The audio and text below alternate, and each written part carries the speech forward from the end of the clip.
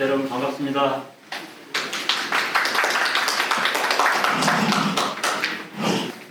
예, 이렇게 이른 아침에 또 나와주신 분들 감사드리겠습니다. 제가 이런 기자회견 형태로 도민 여러분들을 만나는 것은 오늘이 세 번째가 아닌가 싶습니다. 출마 선언까지 하면 네 번째가 되겠는데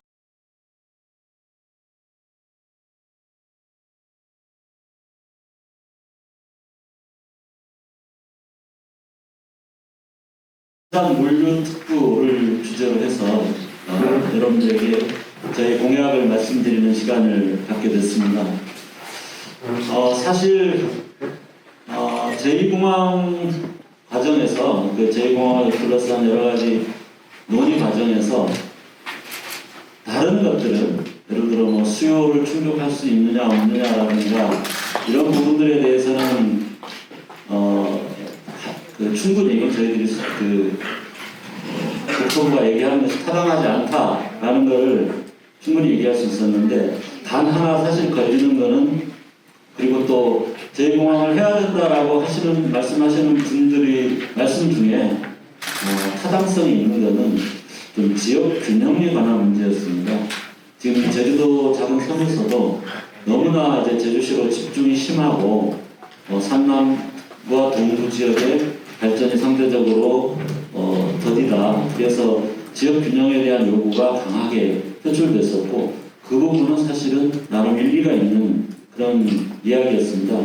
근데 이 문제를 어떻게 할까라는 고민도 그동안 있었는데 제가 이제 이번에 제주도의 어떤 물류 문제를 들여다보면서 이것이 물류 단지를 성산에 조성하는 것이 제2공항보다 훨씬 더 지역 균형 발전에도 도움이 되겠고 또 제주도 전체가 직면한 경제적인 어려움들을 해결하는 데도 훨씬 큰 도움이 되는 일이겠다라고 생각을 해서 저희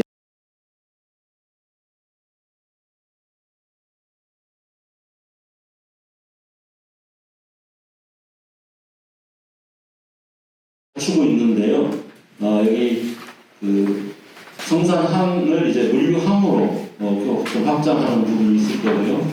그 다음에 이제 대규모화된 어떤 물류 창고, 물류 시설 이것을 건설하는 부분이 있고 또 물류 중에서도 특별하게 또 제주도의 많은 농수산물 1차 상품을 신선하게 보관할 수 있는 그런 저온 저장 시설, 콜드체인 이런 부분들이 있고 그와 연관된 또 건강 보조식품 을 비롯한 이런 가공 관련 이런 부분들을 이제 복합적으로 담는 것이 물류 특구다 이렇게 말씀드릴 수 있습니다.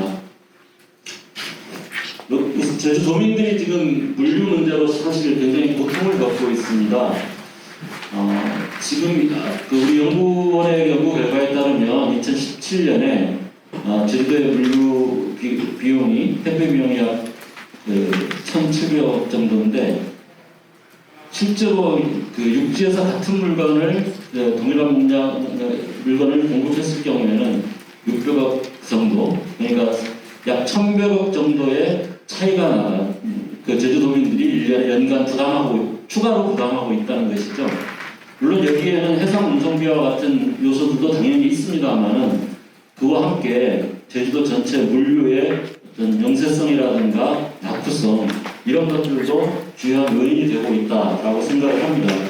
그래서 거기에는 이제 보관 저장 시설 물류 단지와 동시에 이제 해상 운송 비용을 높이는 이런 요소들까지 작용을 하고 있는데 그것을 해결하기 위해서 컨테이너 규격을 통일하고 컨테이너 선색을 갖춘 물류항을 갖추는 거하고 그 다음에 이제 대규모 물류 단지를 통해서 자동화된 시스템, 그러니까 선진화된 혹은 첨단화된 물류 시설을 물류 단지를 만드는 거죠. 그리고 그에 따라서 그것과 연동해서 스마트 물류 AI 예측을 통해서 수급이라든가 이런 부분들을 사전에 예측함으로써 미리 물류를 확보한다든가 아니면 우리가 나가는 물류를 조절한다든가 이렇게 할 수 있는 시스템을 갖춰야 된다는 것이고요.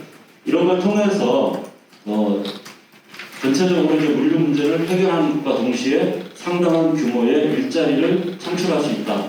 그래서 제주 경제의 기초 체력을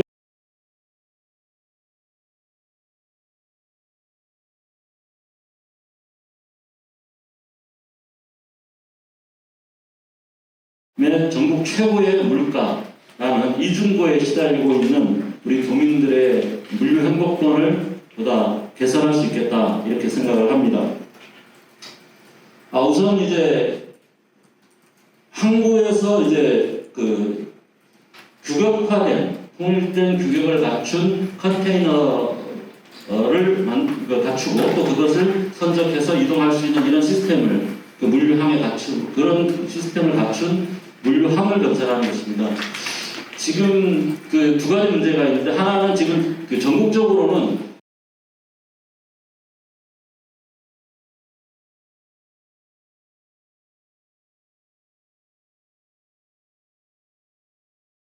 지금 차량을 싣고 차량채로 이제 오고 가고 이렇게 하고 있습니다. 그래서 실제로 이 전용 컨테이너선을 활용할 경우에 얼마 전에 이제 물류 포럼에 보니까 최소한 25% 이상의 추가 같은 배에 25% 이상의 추가 그 선성이 가능하다, 그 물류 적재가 가능하다 이런 보고서를 본 적이 있습니다. 그래서 전체적으로 물류 비용을 낮출 수 있다라는 것입니다.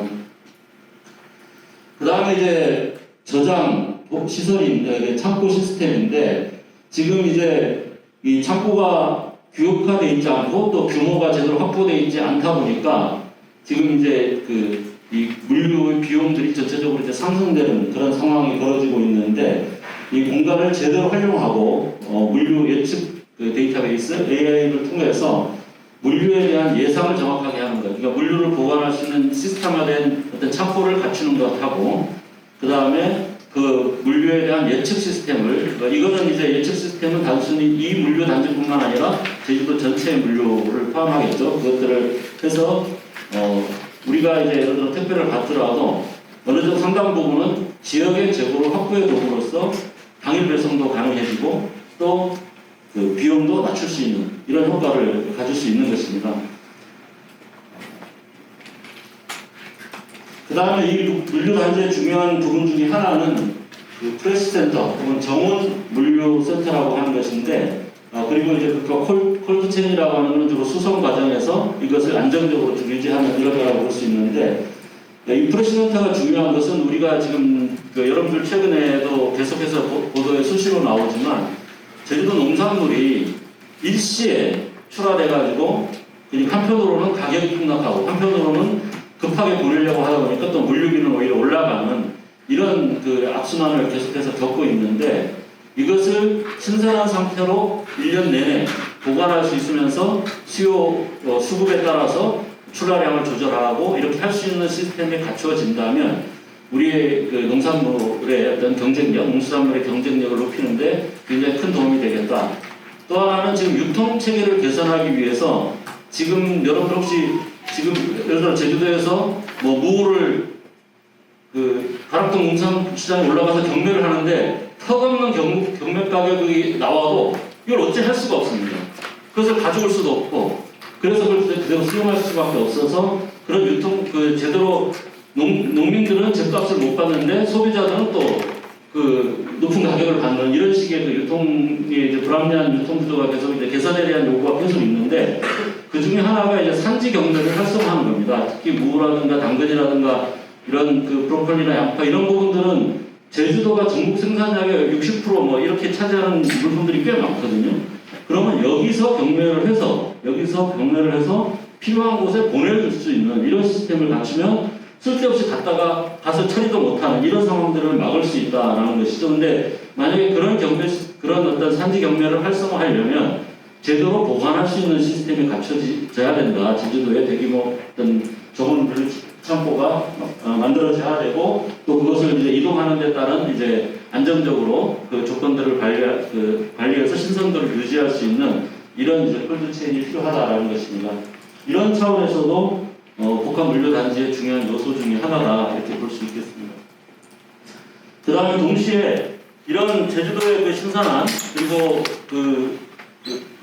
청정한 여러 가지 동식물, 제주도가 굉장히 이제 동식물 다양성의 보고라고 하고 또 옛날에 우리 불로초를 찾으러 왔다는 곳이 바로 이제 제주도인데 그런 다양한 약초성 식물이라든가 이런 부분들을 잘 가공해서 요즘 이제 그 식품 이런 부분들로 이제 이런 것들이 굉장히 이제 부가가치가 높은데 그런 부분들을 제대로 연구해서 산업화하는 것을 뒷받침할 수 있는 연구소가 제주도에 아직 없습니다.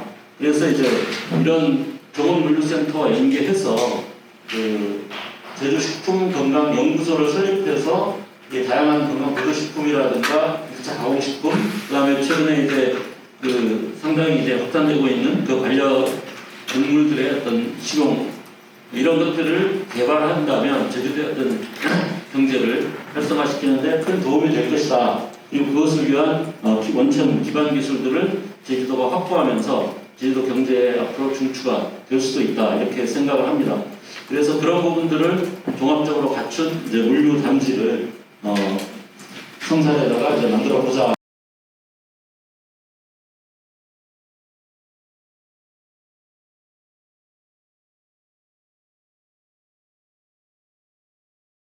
그런 물류항을 만들어야 되겠죠. 그래서 현재 성산항을 좀 확장해서 물류항으로 조성을 했으면 합니다.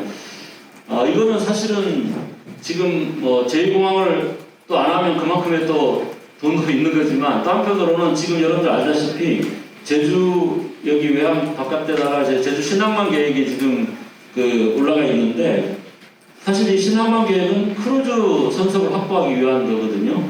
근데 이미 이제 우리가 서귀포 광장에 크루즈 선석이 있고 또 현재 공항에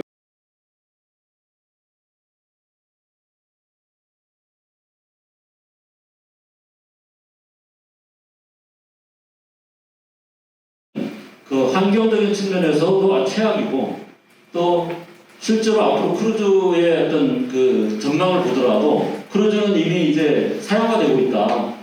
그리고 특히나 이번에 코로나 사태를 겪으면서 사실은 크루즈 여행에 대한 이런 것 기피가 더 많아지고 있기 때문에 제주도에 크루즈 선석을 추가 확보하기 위한 신항만 계획은 불필요하다.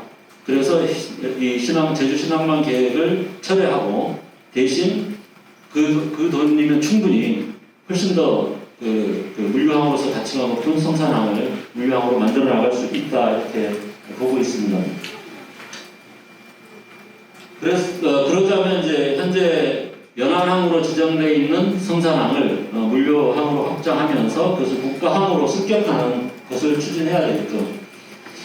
이렇게 성산 물류항과 그리고 복합 물류 단지를 포함하는 성산 물류 특구를 건설할 경우에 지역 균형, 일자리 창출 측면에서도 훨씬 제2공항보다 훨씬 나은 효과를 가질 수 있다고 생각합니다. 여러분들이 혹시 제2공항 예비타당성 조사나 이런 걸 혹시 보셨으면 알 수 있겠습니다만은 제2공항의 일자리 창출 효과를 어느 정도 얘기하고 있냐면 30년간 연인원으로 25,000명 정도 얘기하고 있습니다.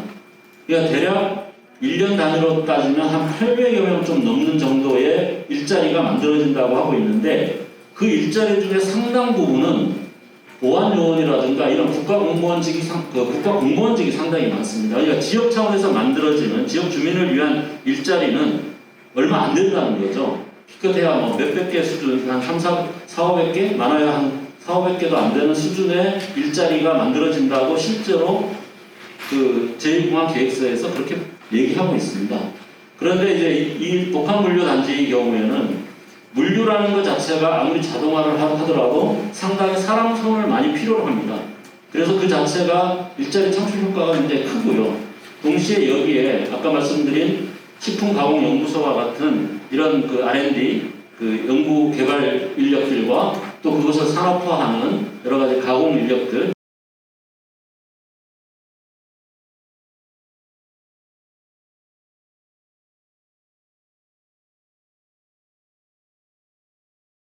몇 개다라고 단정할 수는 없지만 적어도 수천 개 이상의 일자리를 창출할 수 있고 또 지역의 교육 균형 발전이라는 그런 그 사람들의 어떤 요구에도 충분히 부응할 수 있는 방안이다 이렇게 생각을 합니다.